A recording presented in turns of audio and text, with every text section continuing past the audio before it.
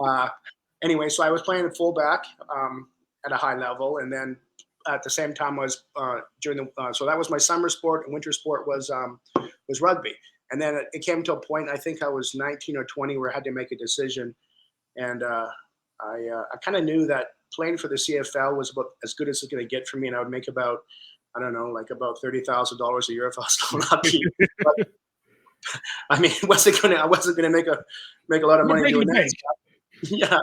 So anyway, and I just loved rugby, and I thought perhaps at that point I'd already played for the U19 Canadian team, and I just, the people I met through rugby was amazing, and that to me, that was kind of the environment I was leaning towards, like that network of that rugby fraternity, and I just loved the vibe, and so I stuck with rugby, and went over to New Zealand for a season when I took a gap between a university, and then spent a year in the UK, and then by that time I was playing pretty much full time for Canada.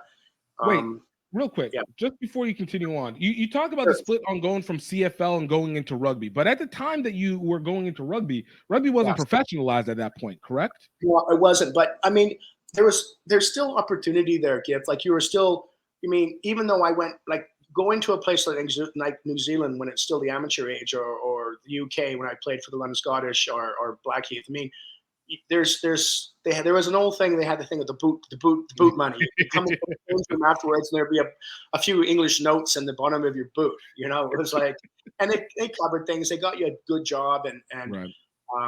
I just but I knew at some point that even if I wasn't like, my whole goal wasn't just trying to make a bunch of cash out of rugby, Right. out of football. I just wanted to have an enjoyable sporting uh, like passion that I could really feel good about.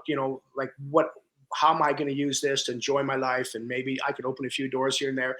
And I thought with rugby, like there was opportunity outside of the sport, like just with the quality of people involved, like the educated, well-connected people. And I thought, geez, these guys might be able to pull some strings and get me a job as a bouncer or something. So I don't know, right? But anyway, no, I mean, that to me was more of my goal, was just to, and playing for your country too. Gift was like, Yeah. that was a pretty big deal to me.